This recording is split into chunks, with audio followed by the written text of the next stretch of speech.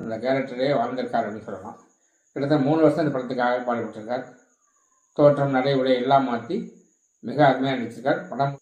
படம் முழுக்க அதகனம் செய்திருக்கிறார் என்று சொல்லலாம். குறிப்பாக திருவிழாவில் பெண் வேடமிட்டு அவர் ஆடுகின்ற நடனம், பாடல், அதைத்தொடர்ந்து சண்டை என்று 30 நிமிடங்கள் ஓடுகிறார் அந்த காட்சி.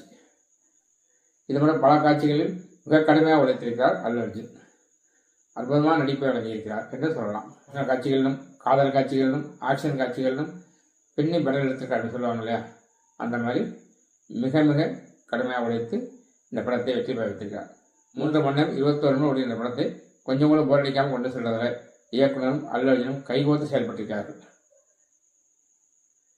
ஜெகபதி பாபு தம்பியையும் தம்பி பையனையும் கொண்டவங்கள பழி வாங்குவாரா, என்ன செய்வார் அப்படின்ற சீல் எதிர்பார்க்கறதோட 3ஆம் பாகம் முடிச்சிருக்காங்க. படத்தில் ஆரம்பத்தில் ஜப்பான் சம்பந்தமான சில காட்சிகள் இருக்குது. அதை கனவு மாதிரி காமிச்சிருக்காங்க. இது ஏன் தேவையில்லாமல் காமிச்சாங்க அப்படின்னு குழப்பம் இருந்தாலும் அதை 3ஆம் பாகத்தை பயன்படுத்தி